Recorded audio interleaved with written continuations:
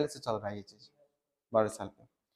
अब यहाँ पे अनुच्छेद नंबर 31, ये ट्रिपल स्टार इसमें लगा हुआ है, संपत्ति का अधिकार ये पहले शामिल था और जो कि वर्तमान में निरस्त कर दिया गया है। निरस्त क्यों किया गया है? क्योंकि भारत के विकास में बाधा बन रहा था। किनके द्वारा ये किया गया है? तो उस समय हाल ही में मोरारजी देसाई पीएम बने थे भारत के। इससे पहले लगातार 1947 से कांग्रेस पार्टी की सरकार बन रहा था। ठीक, इससे ठीक पहले जो है इंदिरा गांधी थी और इंदिरा गांधी 1975 में इमरजेंसी अप्लाई कर दी थी।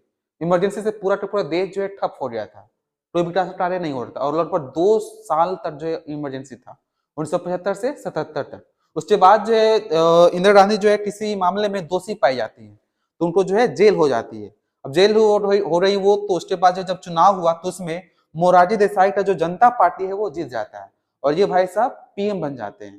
ठीक है, पीएम बनते ही ये फटाक से जो है 44वां संविधान संशोधन लाते हैं और उस संविधान संशोधन के तहत क्या करते हैं ये भारत, ये जो मौलिक अधिकार है भाग नंबर 3 में, इसमें से संपत्ति के अधिकार को हटा दिए। जहां जहां संपत्ति के बारे में था वहां वहां से हटा दिए। तो संपत्ति के बारे में एक तो अनुच्छेद नंबर 31 में था, उसके बाद अनुच्छेद नंबर 19 वाला में भी था। 19 वाला में से क्या हटाया गया? 19 के 1 के एफ में से, इसमें क्या चीज था? कोई धन के अर्जित करना और बेचना, जबरदस्ती आप किसी चीज को खरीद नहीं सकते और जबरदस्ती आप किसी को बेच भी नहीं सकते। अभी भी अजीब लगता नहीं, हम कोई चीज जो जबरदस्ती आपको बेच रहे हैं, जल्दी से टमाटर 100 रुपए किलो तुम लो, लेना ही नहीं।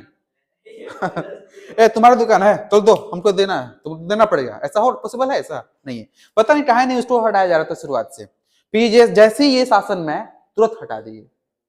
भले ही इनका शासन जो 3 साल तक चला था, 1978, 79 और 80 में फिर टूट गया था ये उसके अंदर में। उसके बाद जो है बीजेपी आया। बीजेपी मतलब पार्टी, नया पार्टी बना था अटल बिहारी वाजपेयी के द्वारा।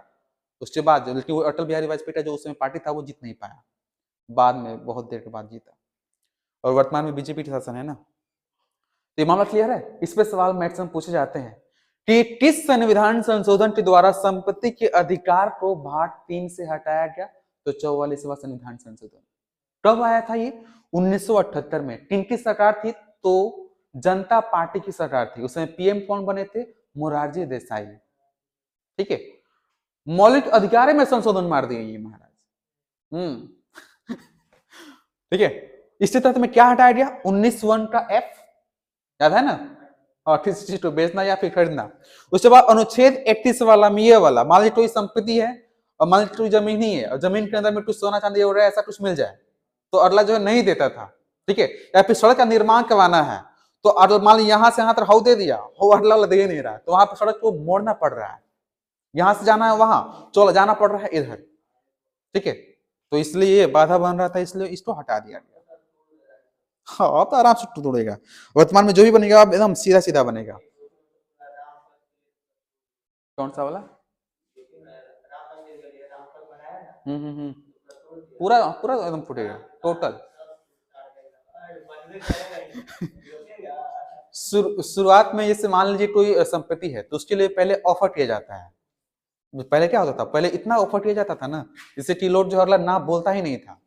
हाँ तो हाँ, जैसे मान लीजिए हमारे पास कोई जमीन है तो उससे पहले दुगना तिगना 4 गुना फेंक देता था। मान लीजिए अगला बहुत इंपॉर्टेंट है इसके लिए तो 4 गुना फेंक देता था, इतना कि अगला ना टोहबा ही नहीं करता था।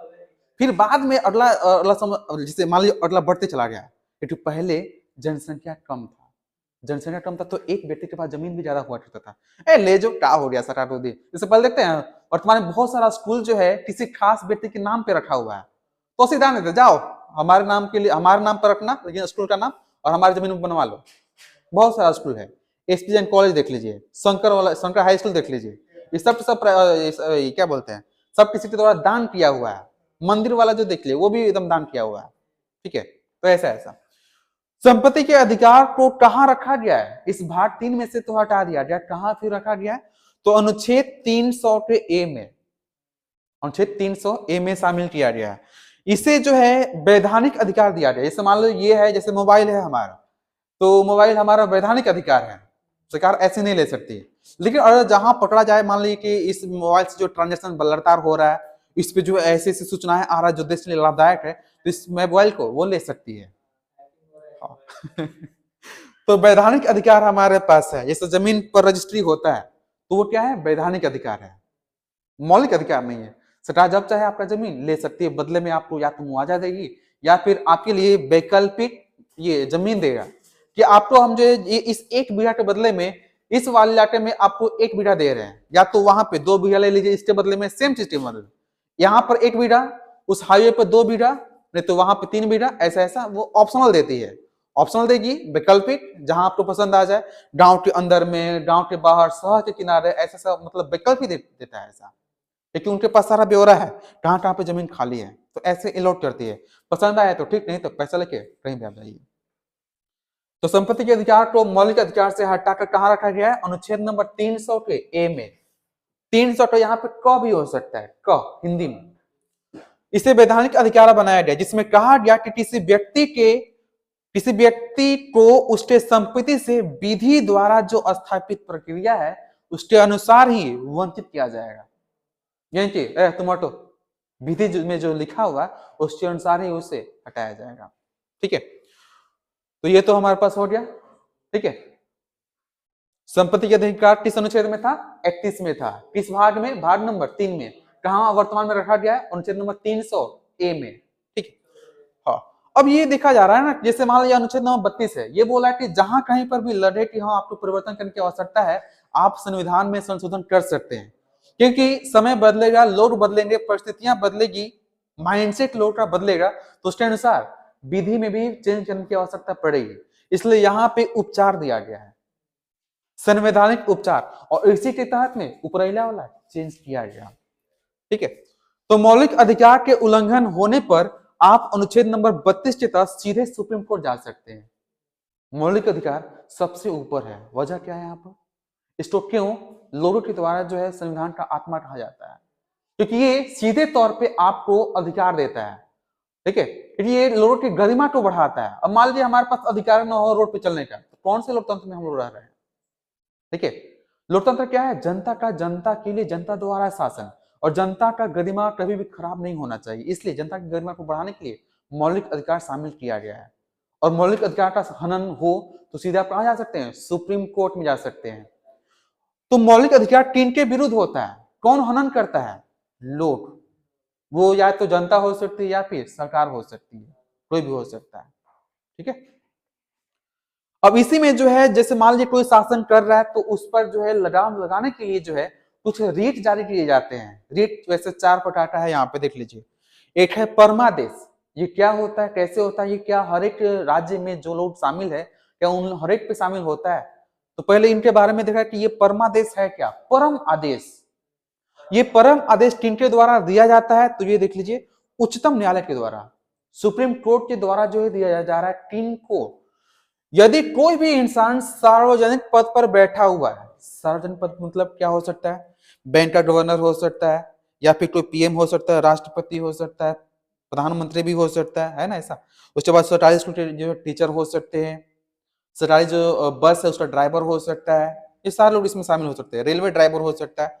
तो सार्वजनिक पद पर बैठा कोई व्यक्ति अपने कर्तव्य का अवहेलना करे, दरोगा बन गया है, ठीक है, और अपना ध्वज पूरे गांव पे दबदबा बना रहा है, टीचर जमीन है हमको दे दो, 60 लाख रुपया बन रहा है ना, हम तुमको 15 लाख में दे रहे हैं, 15 दे रहे हैं तुमको, तुम इसको हमको दे दो। तो वहां पर कोई भी अपने पद का दुरुपयोग नहीं करेगा। अगर वो अवहेलना कर रहा है अपने कर्तव्य का, तो उसे अपना कर्तव्य की पालन हेतु उच्चतम न्यायालय द्वारा दिया गया जो आदेश है वो परमादेश कहलाता है। इसमें सिंपल सा सवाल ये आ सकता है कि परमादेश कौन जारी करता है, सुप्रीम कोर्ट। किसे, सार्वजनिक पद पर बैठा हुआ किसी व्यक्ति को, किस लिए, उसकी कर्तव्य की पालन हेतु। ठीक है, तो यह है परमादेश। इसमें अपवाद क्या है कि परमादेश कभी भी राष्ट्रपति और राज्यपाल पे लागू नहीं होता। ये राष्ट्रपति और राज्यपाल जो है आम पद नहीं है, सेंट्रल लेवल पे राष्ट्रपति एक ऐसा पद है जिस, अगर इस पे कोई बैठा हुआ है तो कोई भी इसे गिरफ्तार नहीं कर सकता, और ना ही उस पर कोई कभी भी एफआईआर होगा। और एफआईआर वाला मामला कौन कर सकते वो उस वाला में देखा गया है, देख लिया ना हम लोग। तो ये सेंटर वाला में राष्ट्रपति और राज्य वाला में राज्यपाल, इन पे ये लागू नहीं होता, और ये नॉर्मल नहीं होते, ये परीक्षा पास के नहीं आते। ऐसे लोग बनते हैं जिनका बैकग्राउंड एकदम साफ हो, ठीक है, इसलिए इनको बनाया जाता है, क्योंकि ये बहुत ही गरिमामय पद होता है। अब अगला है बंदी प्रत्यक्षीकरण।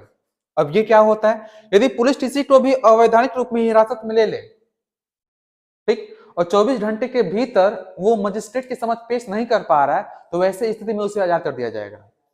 जैसे मान लो आपको जो है ये 80 जेल में, मतलब आपको पकड़ के ले गया, 24 घंटा हो गया, पेश नहीं हुआ, तो तुरंत आप बोलिएगा बंदी प्रत्यक्षीकरण, रिहा हो जाएंगे।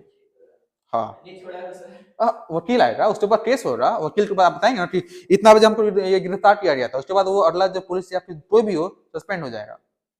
मौलिक अधिकार में शामिल है ये। मौलिक अधिकार आम बात नहीं है और सबको पता नहीं है, इस वजह से कोई उपयोग नहीं कर पाता। इसलिए वकील को खोजते हैं, हर कोई जो है वकील को अपने साथ मिलाए हुआ रहता है, तुम बताना भाई ये चीज क्या है। इसलिए वकील का आसपास होना बहुत जरूरी है। और फैमिली में अगर कोई वकील रहे, जो होना भी चाहिए वर्तमान में फैमिली में जो है वकील, डॉक्टर बहुत जरूरी है, दोनों बहुत जरूरी है, नहीं तो आत्मा चूसेगा ना। हाँ, क्लियर है ऐसा? ओके। उसके बाद है अधिकार परीक्षा। ये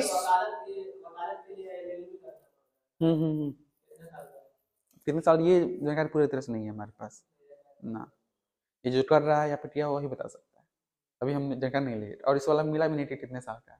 ठीक है, अधिकार परीक्षा ये क्या होता है, तो उच्चतम न्यायालय द्वारा किसी सार्वजनिक पद पर बैठे अधिकारी से उसकी हैसियत पूछेगा, क्योंकि ना अपने हैसियत से बड़ा कुछ सोचने लगता है, हमारा अधिकार है इतना में काम करने का, वो वहां तक पहुंच गया है, तो वो हैसियत पूछता है कि आपकी हैसियत क्या है और आप जो है क्या कर रहे हो। ठीक है, उसके बाद इसी में आपसे पूछेगा कि आपकी जो नियुक्ति हुई है वो वैधानिक तौर पे हुआ है या फिर आप घूस दिए हैं, और किसी ने भी घूस देकर जो है, मान लीजिए कोई ऑफिसर बन गया है, घूस के माध्यम से घूस दिया गया, इसका मतलब उसने परीक्षा तो नहीं दिया होगा, कुछ ना कुछ झोल झाल हुआ होगा, तो ये 15 साल के बाद भी पता चलता है ना, तो जितना उसने कमाया है ना सब फाइन के रूप में लिया जाता है। जैसे मान किसी ने जो है फर्जी जो है डॉक्यूमेंट बना लिया, कोई डिग्री बना लिया, और 15 साल के बाद या 20 साल के बाद पता चलता है कि ये फर्जी था, तो जितना कमाया है ना वो सबसे भरना पड़ता है, बाउंस बैक। इसलिए वही लाया गया है कि फ्यूचर में कोई भी पकड़ाता है तो पूरा बैक डेट से जहां से कमाया है ना, पूरा एक रुपए का हिसाब वहां से लेगा टोटल। ठीक है ऐसा, तो ये भी बहुत जरूरी है। और आपसे पूछता भी है कि आप जो है उस पद के लिए योग्य है या नहीं। टीचर में सक्षमता ये परीक्षा होता है कि आप जो टीचर बने हैं तो आपके पास क्षमता है भी, बचा हुआ है, या फिर आपका दिमाग जो है हैंग हो रहा है। अगर हैंग हो रहा है तो यहाँ से आपको हटा भी दिया जाएगा, तो ये बहुत जरूरी है। ठीक है, हाँ, तो ये कर्मचारी जितने भी बने हैं ना उन सबका बीच बीच में होते भी रहता है, इनका परफॉर्मेंस कितना अच्छा है, क्या आगे इनको बढ़ाया जाए या फिर नहीं बढ़ाया जाए, वो सब इसी से माध्यम से होता है, और ये जरूरी भी है। ठीक है, हाँ हटा देगा, वहां से आपको हटा देगा बाहर साइड में, किसी और काम के लिए आपको लगाया जाएगा। इस मान लीजिए आप पैसा गिन रहे हैं, आपका दिमाग जो कम काम कर रहा है, गिन रहा है 20,000 दे दिए 15,000, तो वहाँ पे कंप्लेन जाएगा ना, तो वहां से आपको मतलब ऐसे काम में लगाया जाएगा जहाँ पे कुछ ज्यादा न हो, या तो फोटो चिपकाने वाला हो रहा है उसमें तो गिना नहीं। तो ऐसा मामला है, वो सब देखा जाता है। ठीक है, अब अगला है उत्प्रेषण, ये भी बहुत खास है। क्या बोल रहा है, अधीनस्थ न्यायालय, ये कौन सा न्यायालय होता है, जिला में न्यायालय। जिला वाला जो होता है ना बहुत लोकल होता है, जैसे मान लीजिए रोहतास जिला में कोई न्यायालय है, तो अब रोहतास जिला में कोई और सुनवाई हो रहा है तो कहाँ के लिए हो रहा है, यहीं के लिए ना, कि भभुआ वाला आएगा, यहाँ पे भभुआ वाला आएगा, यहीं के लिए आएगा ना, तो आसपास वाले, तो आसपास वाले जो लोग होते हैं और उनमें बाहुबली का केस हो तो बाहुबली उसको धमका सकता है। ठीक है, और इसके पास पावर थोड़ा सा कम होता है, तो वैसे स्थिति में लोकल वाले न धमका रहा है, तो ये जो है अगला तो उधर ऊपर वाले को बोलता है भाई यहाँ का बाहुबली जो हमको धमका रहा है और हम और परिवार को भी बुलेट उड़ा देंगे, इसलिए आप इस फैसले को जो है कहीं और शिफ्ट मार दीजिए, तो अंदर अंदर ये बात होता है। ठीक है, तो अधीनस्थ न्यायालय ने उचित प्रक्रिया का पालन नहीं किया, या तो वो अगला बाहुबली से मिल गया हो, ठीक है, या फिर अगला धमका रहा है तो वो उसके पक्ष में सुनवाई कर रहा हो, तो वैसे स्थिति में उसी वाले मामले को कहीं और दिया जा सकता है, कब, शिकायत जब मिलेगा तब। शिकायत कौन करेगा, वो अगला जो पीड़ित है, या तो अगर न्यायालय में जो न्यायाधीश है वो अगर अच्छा ईमानदार हो तो अंदर ही अंदर बात करके यहाँ पे इसको ट्रांसफर मरवा देगा। ठीक है, तो अंदर ही अंदर ये चीज हो जाता है। तो अगर वो दबाव में अपने क्षेत्राधिकार का उल्लंघन कर रहा है या फिर ऐसा निर्णय दे दिया है जो पूरी तरह से अवैध हो, अगला पीड़ित है और बाहुबली की बात सुनकर जो उसको मतलब सजा दे दिया है, तुम ही दोषी हो, तुम नहीं किया है, ऐसा ऐसा, क्योंकि उसको कुछ पता है नहीं, और इंग्लिश में बोल बोल के वहां पर ऐसा हो जाता है। तो अवैध अगर मामला अगर किया है, अवैध निर्णय दे दिया है, तो वैसे स्थिति में जो है सुप्रीम कोर्ट या हाई कोर्ट उस निर्णय को जो है अवैध घोषित कर सकते हैं। अवैध जैसी घोषित होगा उसके बाद जो है उसको अन्य न्यायालय के पास हस्तांतरित कर दिया जाएगा, मतलब ट्रांसफर कर दिया जाएगा। मामला समझ में आ गया? तो ये क्या चीज है? उत्प्रेषण है। क्लियर हो गया?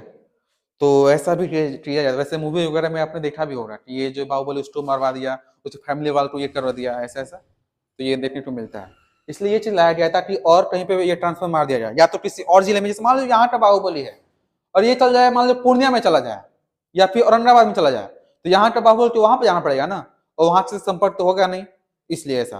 और बहुत ज्यादा मात्रा में हाई प्रोफाइल वाला मामला है, तो वैसी स्थिति में इसको हाई कोर्ट अपने पास भी बुला सकता है। ठीक है, तो ऐसा मामला किया जाए इस वाला में। ठीक है, बस आज के लिए छोड़ देगा इसमें। ये भाग 4 वाला नीति निर्देशक तत्व है, उसको हम कल देखेंगे। बाकी ऊपर वाला ये फरिया लेना है। यानी कि हमारे पास मौलिक अधिकार वाला जो है भाग 3 हो गया। क्या मौलिक अधिकार पूरा याद है? तो बताइए मौलिक अधिकार किस भाग में है? भाग 3 में कितने अनुच्छेद है? कहां से कहां तक अनुच्छेद है? एकदम